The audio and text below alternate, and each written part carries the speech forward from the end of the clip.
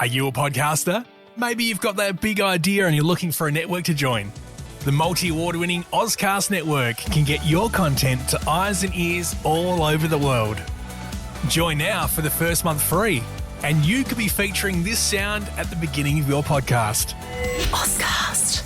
Simply head to ozcastnetwork.com for details. Ozcast.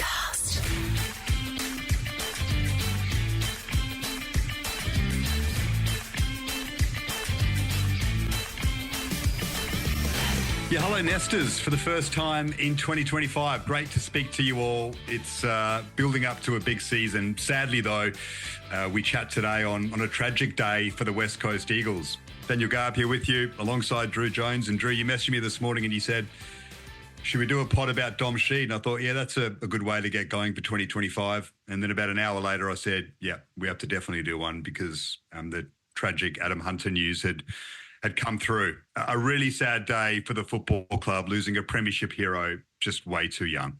Football perspective just hit us right in the face because, yeah, I was feeling really crappy about Dom Sheed, and then the really sad news about Adam Hunter came through. I don't think it doesn't really serve any purpose for us to get sort of stuck into the finer details about what actually happened, given we don't know all the information, Garby. I'm not sure about your perspective on it, but yeah, just a horrible day for the football club, and it's been really a terrible couple of days in footy, full stop, with Troy Selwood, who, part of one of the most famous footballing families in the modern generation, and Dale Tapping, who was universally loved. So, yeah, it's been really sad, and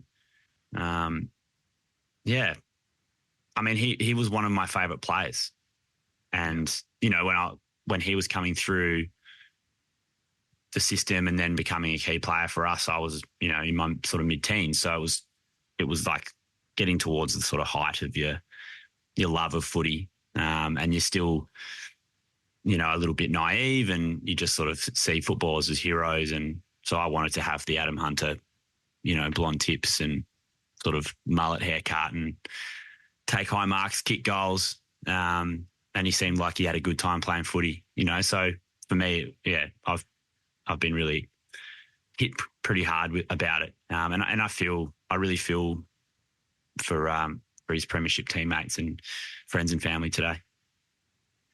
Yeah, most notably Adam Selwood. I mean, what a horrible 48 hours for him. He loses his twin brother, and then a day later, a premiership teammate. You just really feel for Adam at this time, who is such a wonderful person and just doesn't deserve this level of tragedy in his life. But the Eagles are all rocked. Fans, players, a wonderful tribute by the club I saw today. A minute's silence before training. Don Pike leading it. John Worsfold would be there. Adam Hunter's coach.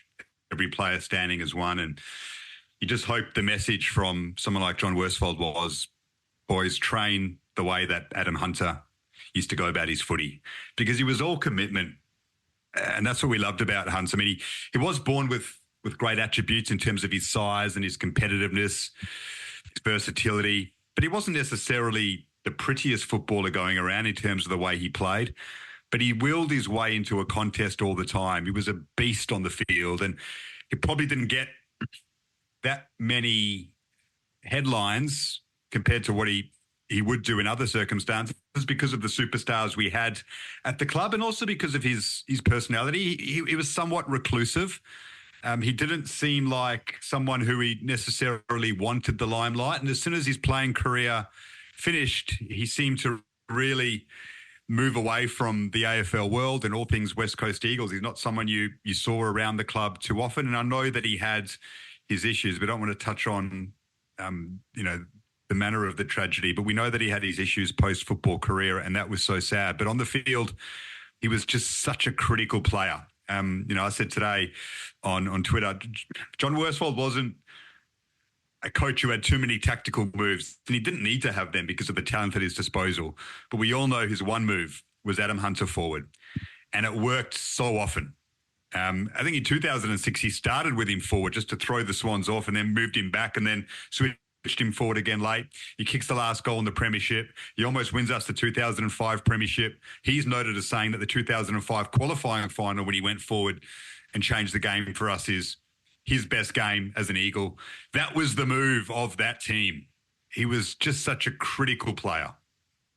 I think it's definitely my favourite Adam Hunter moment. As much the Daniel Chick Shepherd, like that's, I think Chick overall takes the most amount of credit for that moment. But the hanger that he took in the qualifying final and kicked that goal to help us win that game, and ultimately, we just fall short of winning the flag that year. We easily could have gone back to back, and Hunter would have been such a key pillar in that.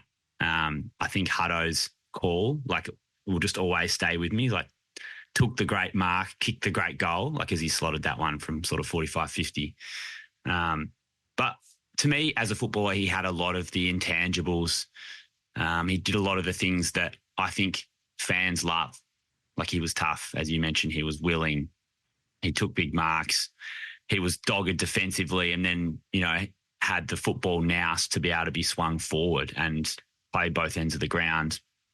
And he stepped up in big moments. If something... I'm fairly sure he got swung forward in that big comeback against Carlton the week after the comeback against Geelong, where he had a really shocking day playing on Cam Mooney, but swung forward late. And remember, he had the bandage wrapped around his head and kicked that goal where it sort of curled in that inside right post. Oh, from about 60 out. Yeah, so Hunter just was in the spots, in the right spot when it mattered, whether it was down back or up forward. And you're right. He was John Worsfold's party trick. It was, when are we going to deploy Hunter in the forward line, or how can we change the game using him? He was Bush's sort of joker out. If the midfield was the ace, Hunter was the joker. So. Yeah, I've got really fond memories of him as a footballer. He played 151 games. And to be honest, he had a lot more to give outside of the fact that his shoulder was just absolutely cooked by the end. And there's sort of stories of him playing country footy in WA with kind of one arm, like the bear in the square, and he can only really take chest marks or one-handers with that shoulder just in such a bad spot. So he wasn't lost to footy, but as from a West Coast perspective, we didn't see a whole lot of him after he retired, which I guess is a bit sad, but understandable. People go their own way. But he'll always be a favourite of that era. So we get him at pick 29 in the 99 draft. Pick 11 was Darren Glass. Then we took Travis Gasper at 14, who had talent but was always injured. David Haynes at 16. And we get Hunter at 29. So we get the fullback and centre half back of the premiership team in the same draft. Yeah. I mean, what a steal at pick 29. I know a different era, and perhaps the draft wasn't as scientific and you got better players late than maybe you do now, but an amazing pickup and a great story in that sense. And there's a wonderful photo today.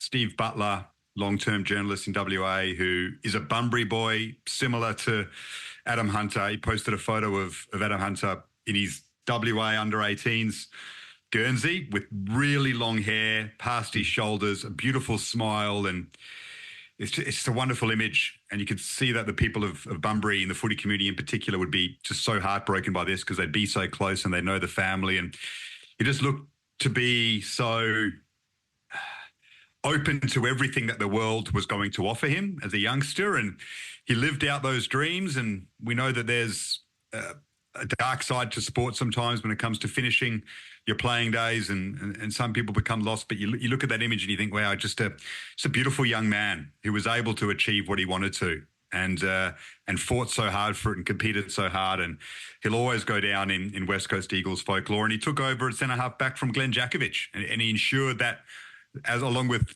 Darren Glass, there wasn't that void down back from that wonderful Eagles 90s premiership side whereby the defence was the hallmark of it. And he was a critical piece in that continuation to ensure success for the team moving forward. So we'll miss him dearly. We feel for fans and his coaches and his premiership teammates. And we hope that the team plays with the spirit of Adam Hunter as much as possible in 2025. I just want to ask you it's a bit of a difficult question, and we haven't discussed. Are you a podcaster? Maybe you've got that big idea and you're looking for a network to join. The multi-award winning Ozcast network can get your content to eyes and ears all over the world. Join now for the first month free, and you could be featuring this sound at the beginning of your podcast. Ozcast. Simply head to ozcastnetwork.com for details. This sort of off air, so to speak. We know that there's a certain label that gets put on the players from that era. And there's a perceived, whether that's real or not, idea that perhaps the higher ups of the club didn't do enough to tidy up some of the behaviour. Do you think there are any of the West Coast hierarchy from that time who will be feeling uncomfortable today, or may lay in bed tonight and think about how it all played out and how it's ended for Adam? I'm sure they would, but we don't know the exact details, do we? We don't know what was done behind the scenes. He did have issues, straight after he finished playing, and we don't know what those were related to. You never know what's going on in someone's private life, outside of whatever issues the club had and the playing group had at that time. It's hard to really know. So I don't think it's something that you can speculate on in detail. I think it's a very fair question. I think a lot of people will be asking that while discussing this around Australia today. But it's hard to really know. I mean, everyone's got a different story, and you look at Ben Cousins and the way he's come out of this, and he's living a great normal life now. And who knows what Adam's relationship was with certain battles that he might have had at this time, and who knows what was causing whatever he was going through. It's just horrible. And the same with someone like Troy Selwood. You just don't know. And people will ask questions about CTE, and that's fair as well, because that's a massive issue in the game. You just have to wait for things to come out, and then you can discuss them, I think, because it's probably unfair on everyone to speculate. It's good to ask that question, but I think it's unfair on everyone to speculate, because you just don't know what else was going on. And it's often more than just one thing, isn't it? Yeah, and I don't know the answer to the question, but it's something that crossed my mind today, and I just wanted to bring it up. That's fair. And unfortunately, that was nearly 20 years ago, or 20 years ago, essentially. There's nothing that we can do now about what happened then.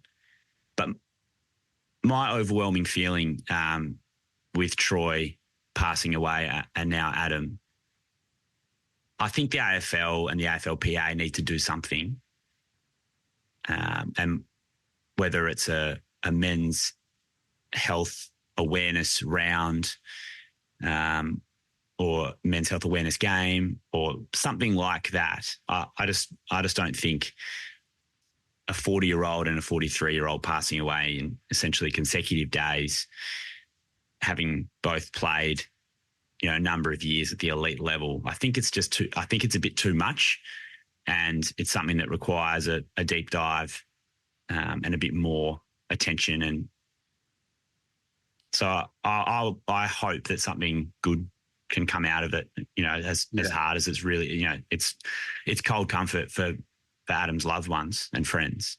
But that would be my hope, and something that I will be, as much as I can in my role, which is very little, but something that I'll be, putting my weight behind and discussing with the AFL as much as possible. Well said.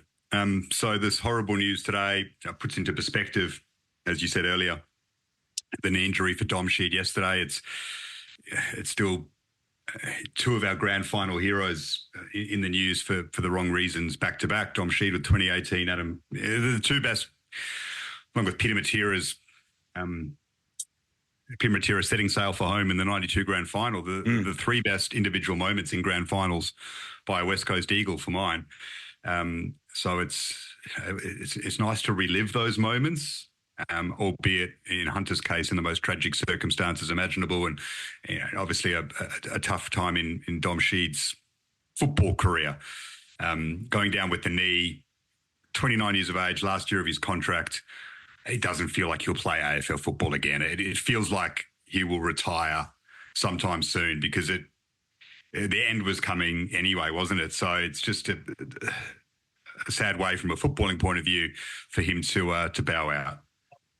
Yeah, it's horrible. I mean, he's had so much bad luck with his body.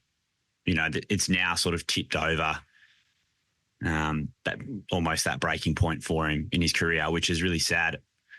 I don't think he would have played much of a role in the senior team this year. I think I think we're in agreement on that. Yeah, but the possibility of like a Dom Sheed 5-week resurgence where there's a couple of injuries and we need some experience in the midfield, and maybe we get a couple of wind the clock back moments and he sinks one from 55 with that left and in front of 55,000 and gets a win. And I feel like we've been robbed of that, and he's been robbed of that. I think that there was still maybe an epilogue or a final chapter or something that could have been written in Dom Sheed's West Coast career, and we don't get that, which I think, you know, sucks.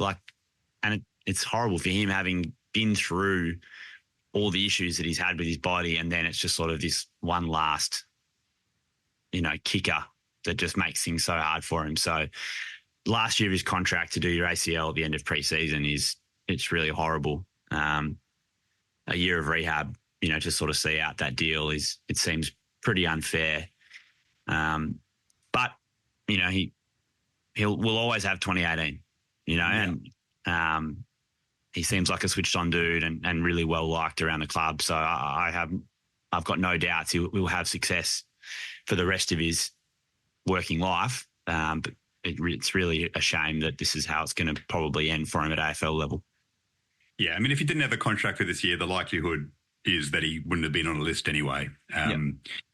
But yeah, he'll probably go through the surgery, but it'd be a huge surprise if he plays another game of AFL footy. Maybe he goes and plays a year or two of waffle and plays for the fun at Subiaco, where he was drafted with pick 11 back in the 2013 draft. 2 picks ahead of Patrick Cripps. There are lots of clubs who passed on Cripper, but he is a WA boy, so that's one you can look at from an Eagles point of view. But hey, Dom Sheed won us a grand final from the pocket, Sheed from the boundary. So, you know, if you ask a lot of players, if you want to have the injury run that Dom Sheed had, but you get to win a grand final off your own boot late, what would you take? I reckon a lot would take that and still get the 150 plus games and so on. So he can't complain too much about what footy has provided for him. It's just a sad way that it ends. And do we get, if he does retire, which, you know, we expect to be the case sometime soon, does a list spot open up? How would that work? Yeah, well, so long as as far as I know, the supplementary player period is still open. So, okay. So yeah, it's a tough situation for the club, because in an ideal world, it would be good to be able to replace him now, and not have to put him on the long-term injury list.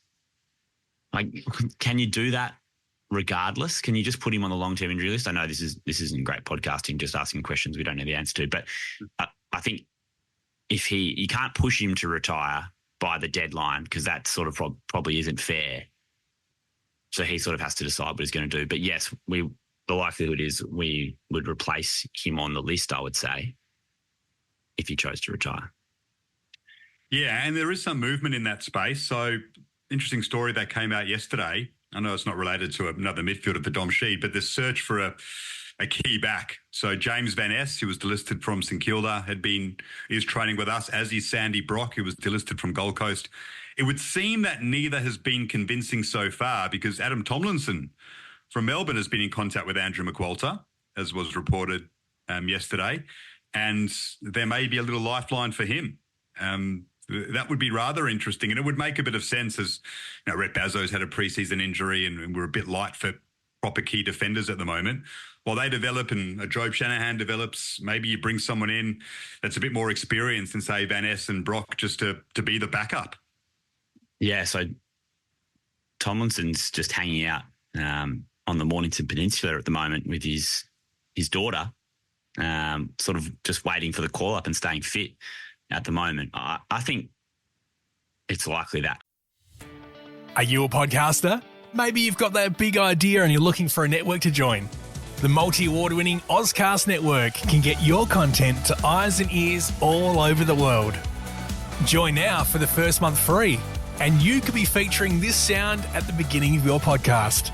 Ozcast. Simply head to ozcastnetwork.com for details. Will probably happen. I think it makes sense. McQualter obviously knows Tomlinson from Melbourne last year. He's just such a pro, and he's really reliable. I think a more seasoned key defender would probably complement the list better than Van Ness and Brock. That would be my opinion. But I wouldn't be shocked at all to see that happen. So Yowi's gone down. I mean, it's a big setback, but compared to our pre-seasons in recent times, we're doing okay. He's probably going to be out for the first month of the season. Hopefully it's not that much, but that sucks. But overall, we seem to be in a pretty good shape. Little scare for Flynn, little scare for Harley Reid, little scare for Liam Baker. Yeah, minor setbacks for the likes of Bazzo and so on, but nothing overly serious outside of Yo. Seems taking everything into account. We're in a pretty good spot, but obviously we'll miss Yowie early. Yeah, I think all that really does is just like Kelly, his workload probably remains steady in the midfield rather than going out onto the half back or half forward flank with Yo out, because we're going to see obviously a lot of young guys and maybe a bit of Graham rolling through that midfield group. But that's exactly why you get a Jack Graham, isn't it? Like if Yo can't play, it's like you just plug in the other bull. So I think we're covered from that perspective. You brought up Harley Reid. I was just listening to Mark Duffield on SEN this morning. He was talking about the fact that Reid hasn't had the best preseason. Like he's had a couple of interruptions and he came back not in great shape. And maybe it's a bit of a learning curve for him about the professionalism required to be a star at AFL level. But maybe it's a good time that it's happening. Second year, first year coach, like low expectations for the team. Are you at all worried about Reid's preparation for the season? I think we were at the start of pre-season. He did look to be lacking a bit of conditioning. But then after Christmas, he came back and he looked really good. He looked in great shape. So I reckon he either realised straight away or words were said to him and he switched on. And he looked fine, but he's got a couple of these niggly injuries. He had a concussion at one stage, which disrupted him. And now he's got this scar tissue problem in his lower leg. It's not serious though. If he gets past this and doesn't have another complication, he's got a good month to knuckle down and with his talent be okay. I think the conditioning at the moment is fine. So not overly concerned. I mean, he still seems happy. He's posting a whole heap about the preseason on his Instagram and that. So I think it's calm. And it's been nice that there's been focus in other areas of the West Coast Eagles because of the recruits, the Bakers and the Grahams and the Owies and that, and Elijah Hewitt coming back and a Bo Allen in the mix and Archer Reid getting some attention because of the way that he's performing in preseason, and Job Shanahan coming through, and Tommy Gross being the best player in a match sim, which we don't need to look into too much detail about. I mean, it's a match simulation, but nice that he's catching the eye. Yeah, Harley's been in the background a little bit more with that coming into the fray as well. So, yeah, I'm not overly concerned. It wasn't great at the start of preseason, but I think it's sorted itself out. Let's just hope this lower leg injury doesn't linger for too long. Just looking at sort of the match sim team, it's been like an A and a B side that they've used, Drewy, and Ryan Marrick down back, which we expected. That's settled. The rest of the back line is as we expected. A couple of things that I've noticed, which, are worth touching on quickly. Hutchison rolling through the midfield more, so playing on a wing, which he did a little bit of at the end of last season, but it looks as if they sort of earmarking him to be in the best 22, playing on a wing, taller player with a good engine, good aggression. I mean, he's one to watch, isn't he? Yeah, I'm excited to see what he can be. Sounds like we talked about this last season, that he was a smart recruit, and Collingwood actually tried to dial back his role in the lead up to the draft to hope that he wouldn't get picked up. So I think we've done well again with our mid-season draftee along with Marrick. So I'm excited by his potential, and like you said, he's got the physical attributes. And let's just find a role for him that suits. The Tommy Gross one I'm excited about because I guess not heralded as much as some of the other draft picks, but making an impact straight away. And then Archer Reed is exciting for me as well. If we can fit all these tools in, the fact that he's taken massive strides forward is exciting for us. So overall, lots of upside, which is exactly what we want. We want to be talking about these young guys and what they can do. Early days, maybe Archer Reed's slightly ahead of Jack Williams at the moment. I mean, that is possible. Yeah. Flynn, I think, has the edge on Bailey Williams at the moment, but it doesn't seem by much. He was the starting ruck in the match sim, and then Bailey switched to the A team after the first quarter. So maybe just ahead, but that still seems to be something that they'll monitor closely and pit them against each other, and one that'll be interesting. Tyler Brockman playing at half forward in the A team. I know we're missing a lot of players like Waterman and Jamison and Yo and Baker and Jack Graham, and Harley came off early in that match sim. But, Brockman starting for the A team, maybe he's looking good in pre-season, which is something that would add a bit more depth to us as well. Well, we know he's got some tricks, so he just needs a good run at it, really, doesn't he? So, yeah, I'm excited to see what he can do, and I'm sure Minnie will give him every chance to show his wares. When's the first match sim? I assume it's probably not this weekend. Next, we're getting pretty close. Yeah, well, there's the All-Stars game next weekend where Flyen, Tim Kelly and Colin Livingston will play. So they'll get a bit of a run out, but, there'll be a truckload of rotations in that game, of course. It'll be, I'm sure, played at 75% or something. And then we play Richmond, I think, in a pracky after that, and then another one after that, and then we're into it. So, yeah, it's coming around quick. I mean, Job Shanahan's playing in defence. We thought that might happen. There's been some positional things that Andrew McWaltz has done in the early stages of pre-season, which are catching the eye. The Oscar Allen story. Oh, yes. The link to Brisbane, perhaps speculation that it's not just a fait accompli, that the captain will re-sign with West Coast. What do you make of that? Is there anything in it? Is this the manager just pumping the dollars up? Oh, you would imagine so. And I think he will sign with the club. But, we have heard the speculation that his knees aren't in the greatest shape. And so you just wonder if they are demanding a lot and the Eagles are like, well, hang on, we don't know if we want to pay him that much over this long when he's got an injury issue, whether there is a bit more in it, and whether a club like Brisbane, who wants to try and, be challenging for premierships in the next 2 or 3 years with the list that they've got, says, well, we'll look at the next 2 or 3. It could be the Joe Danaher replacement from next season, for example. We'll take that on. You just wonder. I say 90% he stays at West Coast, 10% he doesn't, but there might just be a little bit in it because of that. I just wondered if it was he'd seen Danaher go there with his injury issues, Lincoln McCarthy, Grant Birchall, like guys go there, and sort of the Queensland weather and whatever they do at Brisbane was helping the overall injury record, and maybe that was something that he liked. Or, I mean, a lot of players have gone to Brisbane and loved it, so maybe it's just seen as a haven for AFL players at the moment. But I think most likely it's a manager getting the dollars up. But let's see.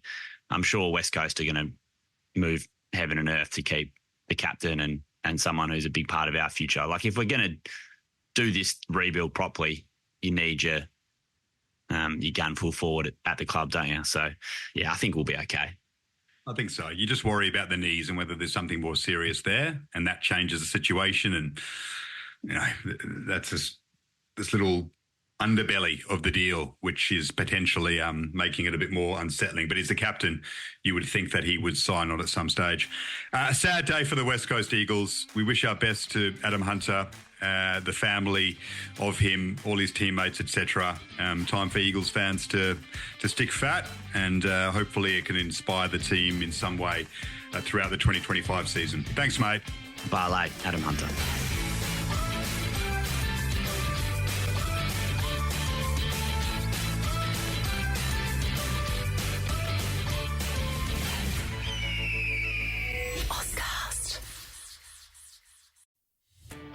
Are you a podcaster? Maybe you've got that big idea and you're looking for a network to join. The multi-award-winning Ozcast Network can get your content to eyes and ears all over the world. Join now for the first month free, and you could be featuring this sound at the beginning of your podcast. Ozcast. Simply head to ozcastnetwork.com for details.